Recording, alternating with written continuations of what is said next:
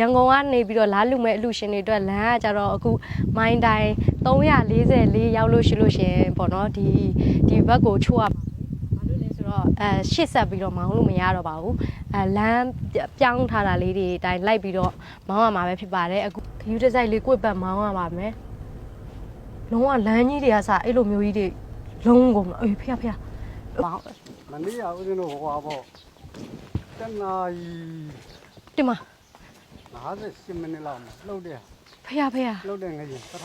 ထမတစ်ချီလှုပ်လိုက်တာဘောဟာတွေပြုတ်ကြတင်မဖေပြုတ်ကြပြီအဲ့ဟာတွေကနေပြီးဒုတိယတစ်ချီထက်လှုပ်တဲ့ကအကုန်ပြုတ်တင်မဖေတင်မဒီဘက်မနေ့ကဟိုဖျားဘူးတွေရှိတယ်ကံကောင်းတော့ဖျားဘူးတွေတယောက်မှမဖြစ်ဖမ်းဖေတော်သေးတာနော်မတည်ဖမ်းနဲ့ဒီဘက်မန္တလေးတိုင်းဟိုကတဒဦးမြို့နဲ့တဒဦးသင်မုံသဲမောင်းကန်ရွာတင်မဖေရန်အောင်မြင်စေဒီဖျားကြီးဆိုလို့ရှိရင်လုံးဝဟိုပြိုကျပျက်စီးသွားတာပေါ့နော်ရှင်မဲတပည့်တော်အနေနဲ့အဲ့ဒါတပည့်တော်မနေ့တည်းကတွေ့တယ်တပည့်တော်ကဟိုကမနေ့တည်းကအဲ့ငလေစဖြစ်တဲ့အချိန်မှာတပည့်တော်လည်းမန္တလေးမှာအဲ့မှာတပည့်တော်တို့လည်းအသက်တွေလူနေရမှာဟုတ်မယ်အကိုကြီးကဆွဲလို့အခုအလူငွေ10သိန်းဖေဒီဖျားကြီးပြုပြင်မွမ်းမံဖို့အတွက်ဟုတ်ကဲ့အလူငွေ10သိန်းပါဖေဟုတ်ကဲ့ပါဟုတ်ကဲ့တင်ပါဖေနောက်အလူရှင်တွေလည်းအဲ့ဒါဒီဘက်ကိုရောက်ဖြစ်တယ်ဆိုရင်လာလူဖို့တပည့်တော်တိုက်တွန်းပေးပါမယ်ဖေနော်ဒီမှာတော့ဆုံးရှုံးမှုတွေကတော့ကုန်တာပဲအကုန်လုံးကိုတပည့်တော်နားလဲတယ်တင်မယ်တပည့်တော်တယောက်တည်းနဲ့လည်းဒီအကုန်လုံးကိုမကူညီနိုင်ဘူးဖေအများပြည်သူကလည်းတွေ့မှဒီဟာတွေကိုအဲ့လိုမျိုးဝိုင်းဝန်းပြီးတော့ကူညီကြမှာဆိုတော့လေတပည့်တော်တခြားအလူရှင်တွေရှိရင်လည်းပြုတ်ပေးပါမယ်ဖေတပည့်တော်ဟိုကလေမန္တလေးဘက်ကအဲ့ဆေးရုံတွေမှာရှိတဲ့အဲ့လိုမျိုးထိခိုက်တဲ့သူတွေအတွက်လည်းတပည့်တော်လှူဖို့အတွက်သွားမှာဖေကောင်းပါပြီအဲ့ဒီဘက်နောက်နေ့ဆိုရင်လည်းစကိုင်းဘက်ပေါ့အရှင်ဖေတပည့်တော်သွားလိုက်ပါဦးမယ်ဖေတင်ပါသွားလန်းလာမြတ်သားဖြောင်းပြပြီးတော့စိတ်တိုင်းအဆင်ပြေပါစေပေးတဲ့ဆုနဲ့ပြပါစေဒီတမကနိုင်တန်းနိုင်ပါစေဘလို့ကြီးပြီွာကြောင်အကြောင်းအကုန်ပြိုးသွားတာပြိုးတဲ့ထဲကိုကျင်းနေတာဖေပြိုးသွားတဲ့ချိန်ဘာမှမသိလိုက်တော့ဒီပေါ်မှာအသားပြကြဖေထုတ်တန်းကြလေဘင်းပေါ်ကြပြီးတော့ဟိုအုတ်ကအဲ့အသားကြောင့်ပေါ်ကြပြီးတော့အဆုံးသွားတာတင်မလိုင်းနဲ့လေဘုံဘလို့ပဲဖြစ်ဖြစ်သမီးအဲ့ဒါအလူငွေလေးပေါ့နော်ဟာလိုအပ်တာလေးကုသိုလ်ကောင်းမှုလေးပြုပေးလိုက်ပါနော်ကုသိုလ်ကောင်းပြုပေးပါဟုတ်ကဲ့သွားလိုက်ပါဦးမယ်ရှင်ဟောအကုန်လုံးပဲဖေသက်တရောသုံးတယ်သက်တရောသုံးတော့သူတို့မိသားစုဝင်နေရရော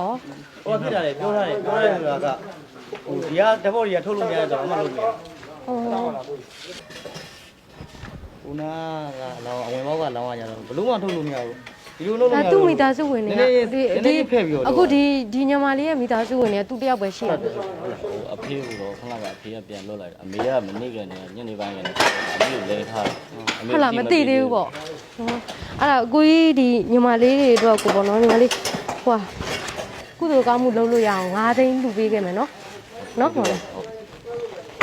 ဒီညီမလေးရဲ့ဒီနာရေးတော့ပေါ့နော်ဟိုရပါတယ်ဟိုလေလိုအပ်တာလေးကုသိုလ်ကောင်းမှုတွေလုပ်ဖို့နော်ဟုတ်လုပ်ပြီးလိုက်ပါ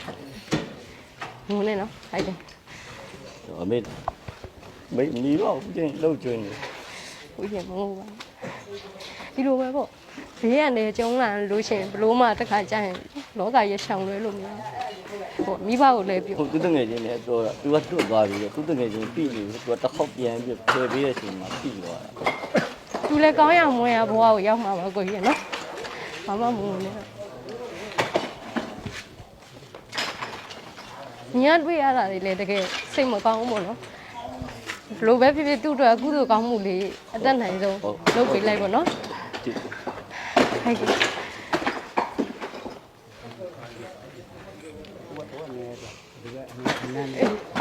ကဲ့ဒါပစ္စည်းတွေရောငွေသားတွေရောပါသေးတယ်ပေါ့နော်အဲ့ဒါလေးတွေတက်ပြီးတော့လူချင်တယ်အဲ့လိုမျိုးပေါ့နော်ဟုတ်ကျွန်တော်တို့ကဘယ်လိုဆက်ပြီးဆောင်ရွက်ပေးအောင်မလဲအကိုကြီးတို့ကနေပြီးတော့လိုက်ပြီးတော့ပို့ပေးပြီးတော့အဲ့လိုပစ္စည်းလေးတွေလိုက်ကူပြီးတော့ဝေပေးညီမလေးကလူငယ်အားလည်းနဲတော့လေမိသားစုနဲ့လာရတာဆိုတော့နော်နော်အဲ့ဒါလေးတစ်ချက်ဒါကကြတော့အကိုကြီးတို့ဒါပရိုက်တာအတင်းအတွက်ကိုအကိုကြီးတို့ဒီနောက်ထပ်ကြံရှိနေတဲ့လူတွေကဲထုတ်ဖို့အတွက်ညီမလေးနေနဲ့အလူငွေပေါ့လူရတတ်တယ်ကျွန်တော်သင်္ကားလေးနောက်ထိုင်ရအေးသွားမယ်လားနော်ဟုတ်ကျေးဇူးပါ330ပါရှင့်ဟုတ်ကိုကြီးတို့လည်းဟိုဟာဘာလို့ပဲဖြစ်ဖြစ်ကိုကြီးတို့အသက်အန္တရာယ်တွေရင်းပြီးတော့အခုလိုမျိုးချိုးချိုးဆားဆားနဲ့အခုလိုမျိုးပြည်သူတွေကိုဝိုင်းဝန်းကူညီပေးတဲ့အတွက်ကျေးဇူးအများကြီးတင်ပါတယ်လို့ပြောချင်ပါတယ်မဟုတ်လက်ရှိရမဟုတ်လေပစ္စည်းကဘားတွေပါပစ္စည်းကဒီထက်မှာကိုကြီး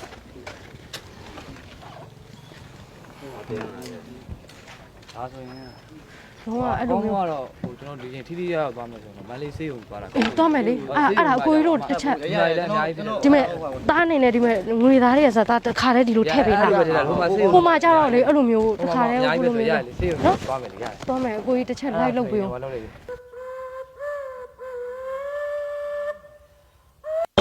ဒါအခုကတော့ဒီအပြင်ကားတွေဝင်လို့မရဘူးပေါ့နော်အပြင်မှာလူနာတွေကိုဒီတိုင်းမဲ့ထားတာဆိုတော့အခုဒီအသင်းကားနဲ့ပေါ့နော်အသင်းကားနဲ့ကြတော့အသင်းကားပေါ်မှာတင်ပြီးတော့အဲ့လိုလူလို့ရအောင်လုပ်ပေးတာပေါ့နော်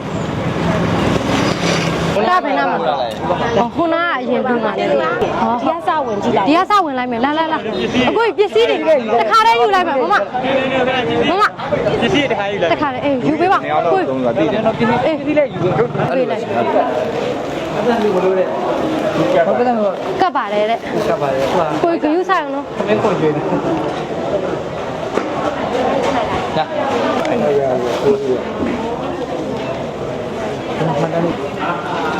ကိုရရကိုရင်လေးဝါလိုအပ်တဲ့မုံနေနဲ့ဆန်ပြုတ်တောက်တဲ့ဟာတွေဖုံဖုံပဲလောလောလတ်လတ်စားလို့ရအောင်ပြမမဟာဒါဖုံဖုံဒါကတော့ဝိထုငွေလေးပါဆရာလိုအပ်တာသုံးဖို့အတွက်ဒီကိုရင်လေးအတွက်မမဒါဝိထုငွေလေးပါဝိထုငွေလေးပါဝိထုငွေပါတယ်မဟုတ်ဘူးသုံးဖို့ပါငွေပါမမအားမငယ်နဲ့နော်ရတယ်ညီမလေးအေးလိုအပ်တာစားဖို့ဟွာလည်းကျမကြီးမကောင်းတော့ဘူးဟွာ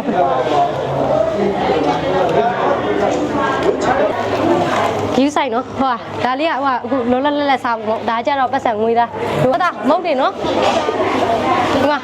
ဒီမုတ်ဘိုးလည်းပေးခဲ့တယ်နော်မငုံနဲ့နော်တတ်တာလားခိုင်တယ်နော်အမိုင်းရလေးမူဆဲလာတာမို့လို့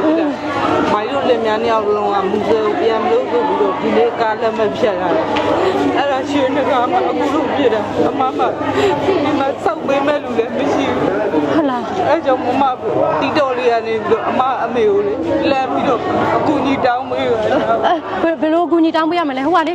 ဟိုကဖုန်းနံပါတ်ဖုန်းနဲ့တတကိုပေးပါလားတတအကူကြီးတောင်းပေးမယ်ဖုန်းလာပြီပေါ်ပဲလားရတယ်ဟိုကအမကြီးရဲ့အမကြီးအမေရဲ့နေရလိပ်စာပြီးလို့ရှိရင်အေးနေရလိပ်စာရဲ့ဟိုကရဲ့တတကိုပြောဟိုကလေအမေနာမည်ကဘာတူလဲဒေါ်တန်105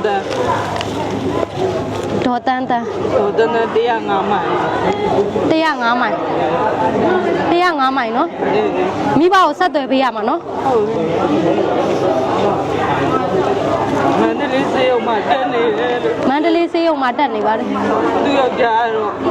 အမရင်ပွဲကြည့်ပြီးနေရာမှာပွဲကြည့်ပြီးဆုံးသွားပြီမိုက်တီရဒုက္ခရရောက်နေ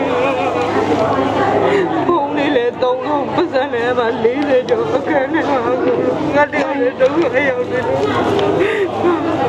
အမောလေးလည်းကူညီရတာညီမလေးတပြောပေးမယ်နော်မမဘာမှမဖြစ်ဘူးအကုန်လုံးဝိုင်းကူညီပေးမှာနော်ဘာမှမဖြစ်ဘူးနော်မမဘာလို့ဆိုဒီလိမ့်စာနဲ့ဒီအမေကိုလည်းဆက်သွယ်လို့ရအောင်တပြောပေးမယ်နော်မမအမေနာမည်ကဘာတူလဲမသိဘူးဒေါ်တန်နော်ဟုတ်ပြီသမီးမမနာမည်ကသူစားအဲ့ဒါမှတ်ပုံနေနာမည်အမားလို့အိမ်ကလူတွေကခေါ်တာအငယ်မလို့ခေါ်တာအငယ်မဟုတ်ပြီတိချလေးကြီးညာပေးမယ်လေနော်အကုန်လုံးဆက်သွယ်လို့ရအောင်နော်မမနော်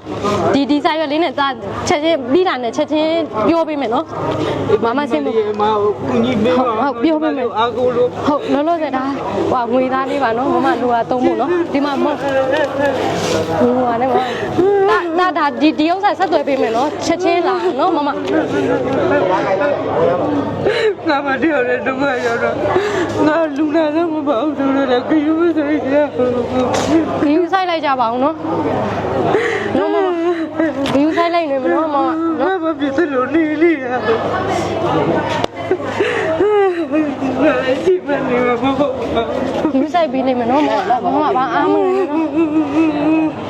လဲမလို့နဲ့အမငိုရင်ဟော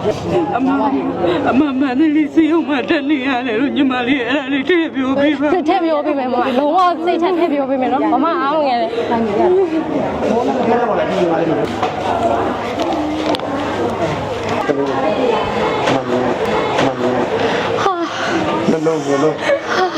ယ်လုံးခိုင်းပြီတနာပါ မိဘလည်းမရှိတာတော့ဒီမှာလေး တနာပါတယ်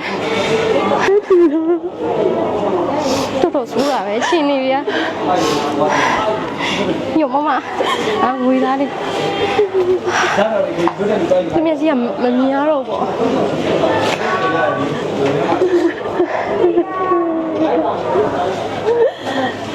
သေတော့ကိုကမှလည်းတူတယ် ဟုတ်ကဲ့ဘာတွေလိုရလဲမသိဘူးဟိုနောက်ခါလားလူလို့ရှိရင်လေအန်ဒီတို့ဘာတွေလိုရလဲလိုရလဲ ချမ်းမှာ ဟိုနေနော် ဒီလိုတိုင်းလာဒီအပြောက်တိုင်းတိုင်းလာ ကလေးဖေးဖေးရ ဘယ်ဝသိန်းတော့လားလေးအိတ်ခိုင် အစုတမိသားစုလုံးဟောအန်ဒီရောဒီမှာထပ်ပြီးတော့ပတ်စံ မိသားစု9ယောက်ဖြစ်တယ် မိသားစု9ယောက်စလုံးဖြစ်သွားတာတော်တော်ကြီးဆိုင်နော်အာတင်တာနော်တီတီတို့လည်းနောက်ထပ်အလူရှင်တွေလာအောင်ပြောပေးမယ်နော်ဟုတ်တော့အခုလည်းလောလောဆယ်ရတယ်ညီမလေးရတယ်ညီမလေး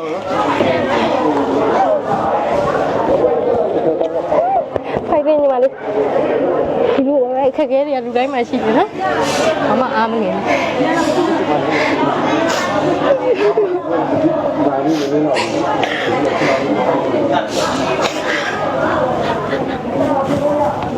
ဒီလိုပါပဲမိသားစုတွေဆိုတာလေနော်ညီမဖိုင်တင်ပြီးတော့မုံလေးတွေပါဗျာ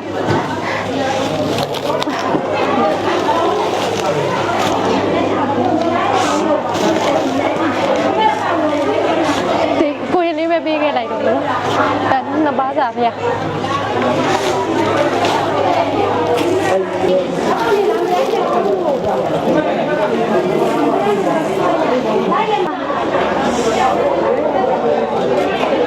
ဒီဘက်ပါဒီမလေးရဟုတ်ဒီကျွန်တော်အပြင်ပေးတယ်တင်ပါလေ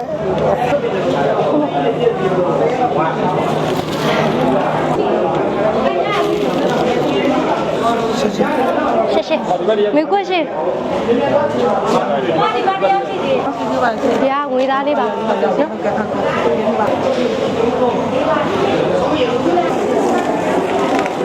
ော်ထုတ်ပဲ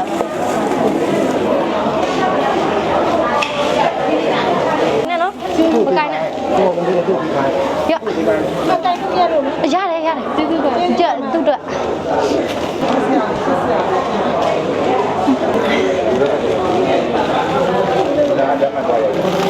ဒါငွေသားလေးဟုတ်ရတယ်ကျမတို့ဖိတဲ့ဆွေးပြပါစီဒါဟာမဟုတ်စားဖို့တောက်ဖို့နော်ညီမလေးနော်ပြီးတော့ဒါကြောင့်ငွေသားလေးနော်လိုအပ်တာလေးတုံးဖို့နော်ဟုတ်သွားလိုက်ပါနော်ညီမလေးဟမ်ဓာတ်ပုံကဘယ်လိုရိုက်မလဲတတ်တာလားညီမလေးအသက်85နှစ်ကိုတိုက်ပြီးသွားတာမပြေးနိုင်တာဖေဟောဒါငွေသားဒါမုံနေနော်ယူဆိုင်လိုက်ပါဦးကြီးတွေလာမှာလေဟုတ်လားမဟုတ်ပါနဲ့ဆက်ပါပါပြီဖေးတဲ့စနေပြေးပါစေသွား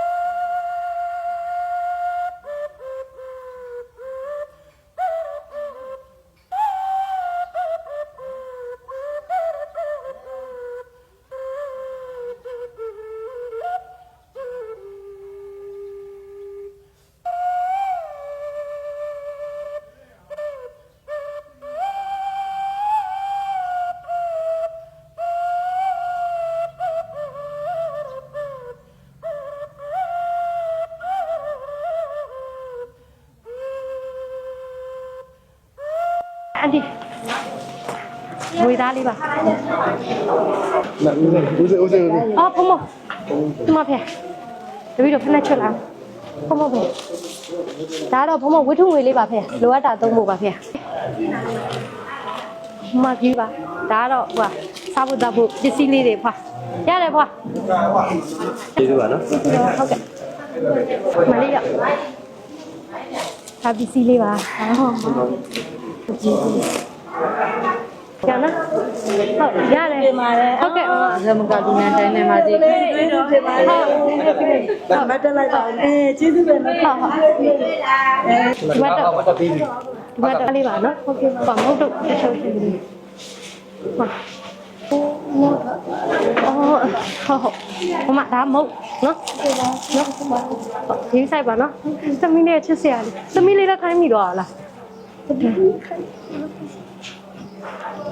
နည်းနော်ဒါကြတော့စားဖို့နော်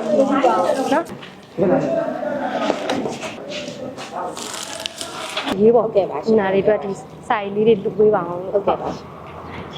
ဒါကြတော့ကြံခဲ့တဲ့ပုံလေးတွေပေါ့ဒီမှာတချို့တစ်ဝက်လူနာတွေတီချယ်အဲ့လိုမျိုးပေးပေးပါဟုတ်ကဲ့ပါကျေးဇူးပါဟုတ်ကျေးဇူးပါခုလိုမျိုးဝိုင်းဝန်းပြီးတော့အခုကိုကြီးတော့အကူညီပေးတဲ့အတွက်အကုန်လုံးကျေးဇူးများတင်ပါတယ်ဆရာမတွေရောအကုန်လုံးအခုကတော့ဒီမန္တလေးဆေးရုံကြီးမှာပေါ့နော်တွားရောက်ပြီးတော့လှူဒန်းခဲ့ပြီးပါပြီအဲ့ဒီမှာဒီလူနာတဦးอ่ะပေါ့နော်ဒီသူ့ရဲ့မိသားစုကိုအဆက်အသွယ်မရတဲ့အတွက်သူယောက်ျားဖြစ်သူကလည်းဆုံးသွားတယ်မိန်းမဖြစ်သူကလည်းအခုဆေးရုံမှာပေါ့နော်ဘေးနားမှာအဲ့လိုကုသူမဲ့ဖြစ်နေတဲ့အချိန်ပေါ့နော်အခုသူ့အမေတွေတိအောင်ဆိုပြီးတော့ဒီစာရွက်လေးတစ်ရွက်နဲ့အဲ့လိုမျိုးပေးလိုက်တယ်ပေါ့နော်စာရွက်လေးတစ်ရွက်ကိုပြောပေးပါတယ်အားလုံးတိအောင်ပြောပေးပါဆိုလို့သူ့အမေဖြစ်သူကတဲ့ဒေါ်တန်းနဲ့105မိုင်မှာနေပါတယ်တဲ့မိဘများကိုဆက်သွယ်ပေးပါတဲ့မန္တလေးဆေးရုံကြီးမှာအခုသူတယောက်တည်းဒုက္ခရောက်နေတယ်ပေါ့နော်ပြီးတော့သူ့ရဲ့နာမည်ကကြတော့မတ်သူစာအောင်ပါတဲ့သူ့ရဲ့အိမ်ကကြတော့အိမ်ကလူတွေခေါ်တဲ့နာမည်ကကြတော့အငယ်မလို့ခေါ်ပါတယ်အားလုံးပဲဟိုမှာသွားပြီးတော့ကြည်လိုက်တဲ့အခါမှာအားလုံးလူတိုင်းကိုစီအားလုံးဒုက္ခရောက်နေကြတယ်ပေါ့နော်နံပါတ်1လိုအပ်တာကကြတော့ဒီအစားအသောက်ပြီးသွားလို့ရှိရင်နံပါတ်2ကဒီသူတို့ဒီဆေးဆီယာမတွေကဒီဆေးလေးလိုတယ်ဒီဆေးလေးသွားဝယ်ရမယ်ဘာညာဆိုရင်သူတို့ဆေးဖို့စရိတ်ပေါ့နံပါတ်2ကနံပါတ်3ကကြတော့သူတို့ခေါင်းနေလိုမယ်ဆောင်းနေလိုမယ်အကုန်လုံးကြည့်တာအားလုံးကဒီကျမ်းမြင်နေပေါ်မှာအိတ်နေတဲ့လူတွေရောပေါ့နော်အများကြီးတွေ့ခဲ့ရတယ်ခေါင်းနေလိုမယ်ဆောင်းနေလိုမယ်နောက်ပြီးတော့လိုတဲ့ဟာကကြတော့ဗာလဲဆိုတော့အဝတ်စားအားလုံးကအဝတ်တစ်ထည်ကိုတစ်ခုနဲ့ပေါ့နော်အားလုံးအဝတ်တစ်ထည်ကိုတစ်ခုတွေပဲသူတို့မှာအဝတ်စုံတွေလည်းမရှိကြဘူးပေါ့နော်အဝတ်စားတွေလိုပါတယ်ဒါကြောင့်မလို့အားလုံးဒီဝိုင်းဝန်းပြီးတော့ကူညီကြဖို့မြစ်တာရက်ခံအပ်ပါတယ်အားလုံးပဲဘသူပဲလူပဲပရိဒအသင်းအဖွဲ့ကိုပဲလူထိရောက်တဲ့နေရာကိုလူပေးကြပါလို့မြစ်တာရက်ခံအပ်ပါတယ်ကိုယ်တိုင်